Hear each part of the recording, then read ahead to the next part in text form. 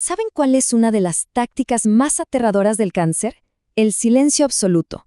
Hola a todos, hoy vamos a explorar uno de los retos biológicos más formidables de la oncología moderna, esos tumores que crecen en la oscuridad y que, evaden nuestras alarmas hasta que a veces es demasiado tarde. En esta revisión científica vamos a ver exactamente cómo la medicina está dejando atrás esas pruebas imperfectas del pasado para apoyarse en algoritmos de inteligencia artificial. Literalmente, estamos iluminando lo indetectable. Muy bien, entremos en materia y veamos nuestro mapa de ruta. Primero, abordaremos el desafío de los cánceres silenciosos. Luego, el cribado frente a los hallazgos incidentales.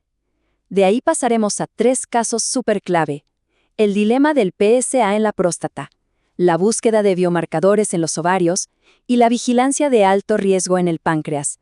Y por último, daremos un vistazo al futuro del diagnóstico. Número 1. El desafío silencioso, amenazas subclínicas. Es fundamental establecer primero la naturaleza biológica de este problema.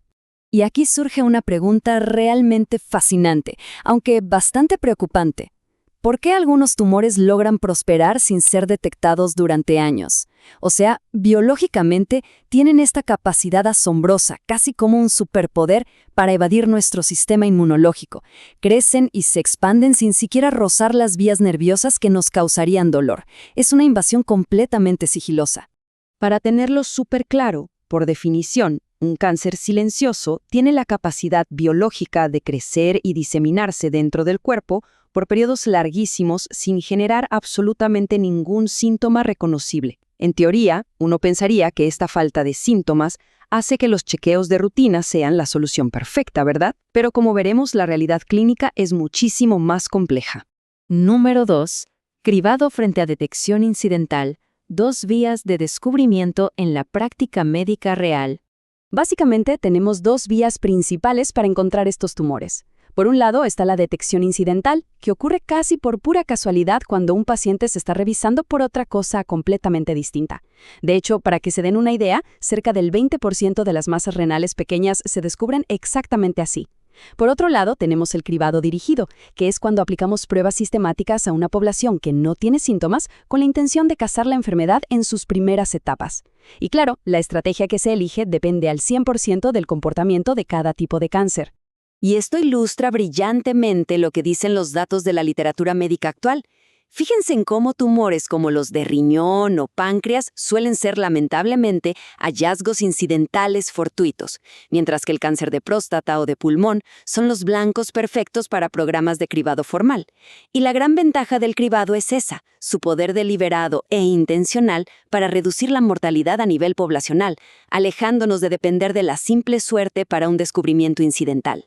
Pasemos al punto 3. Próstata. El dilema del PSA. El paradigma absoluto del cribado oncológico.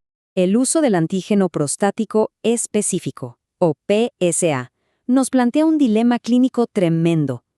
Por un lado, ensayos masivos han demostrado que, sí, logra reducir la mortalidad en un impresionante 21%, pero el contrapeso es severo.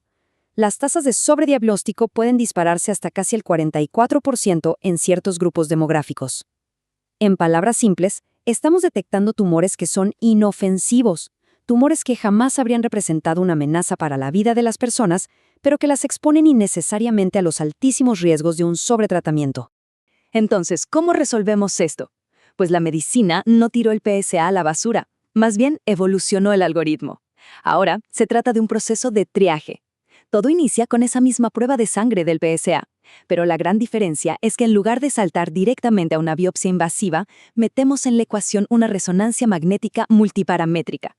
De esta manera, solo si esa imagen en 3D tan nítida revela zonas de alto riesgo, entonces sí, procedemos a una biopsia dirigida.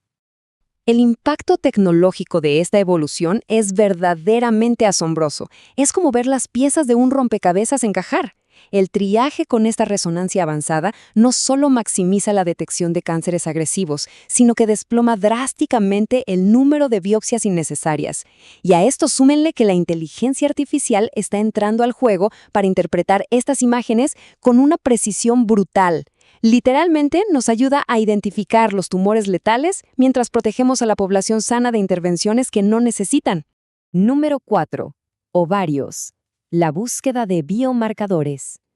Este es, sin duda, el asesino silencioso de la ginecología.